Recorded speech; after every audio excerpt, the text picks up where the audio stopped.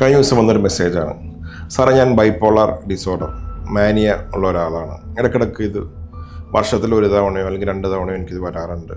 മിക്കവാറും ട്രിഗർ ചെയ്യുന്നത് ഞാൻ അടുപ്പിച്ച് എന്തെങ്കിലും ഒരു പരിപാടിക്ക് പോവുകയോ കൂട്ടുകാരുടെ ഒപ്പം യാത്രക്ക് പോകുമ്പോൾ അല്ലെങ്കിൽ ഉറക്കം നിൽക്കുമ്പോഴാണ് എനിക്കത് ഉണ്ടാവാറുള്ളത്. ഞാൻ ഈ നോമ്പിന് എന്തെങ്കിലും സാർ, ഈ നോമ്പ് കാലത്ത് പ്രത്യേകിച്ച് നോമ്പ് തുടങ്ങുന്ന ഒരു സാഹചര്യത്തിൽ എല്ലാവരും കൂടുതലായിട്ട് ഉറക്കം ഒഴിവാക്കിയിട്ട് പ്രാർത്ഥനകളിലേക്ക് പോകുന്ന ഒരു സാഹചര്യമുണ്ട്. പക്ഷെ എന്നാൽ ഈ പറയുന്ന ബൈപ്പോളർ ഡിസോർഡർ, അതായത് ഡിപ്രഷനോ അല്ലെങ്കിൽ മാനിയോ ഉള്ള ആളുകൾ, മരുന്ന് കഴിക്കുന്ന ആളുകളാണെന്നുണ്ടെങ്കിൽ, സ്റ്റേബിളായിട്ട് പോകുന്ന ആളുകളുണ്ടെങ്കിൽ കഴിയുന്നതും ഉറക്കത്തെ ബാധിക്കാതിരിക്കാൻ ശ്രമിക്കുക. ചെയ്യുന്ന കാര്യങ്ങൾ ഒരു മിതമായ രീതിയിൽ ചെയ്യുക. ഇനിഷ്യലി എക്സേർട്ട് ചെയ്യാതിരിക്കുക. പയ്യെ വളരെ പയ്യുള്ള രീതിയിൽ മാത്രം ചെയ്യുക.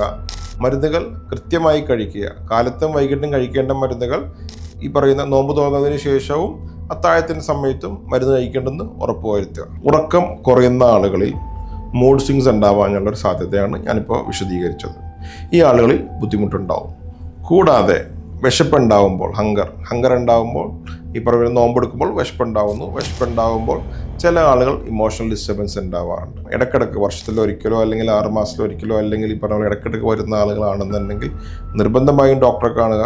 അവർ പറയുന്ന പ്രകാരം മാത്രം നോമ്പ് പിടിക്കുക. അല്ലെങ്കിൽ രാത്രി ഉറക്കത്തിന് എങ്ങനെയാണ് നിങ്ങളുടെ രീതി, അതിൽ നിന്ന് ഒരു പരിധി വിട്ട് മുമ്പോട്ട് പോകാതിരിക്കാൻ ശ്രമിക്കുക.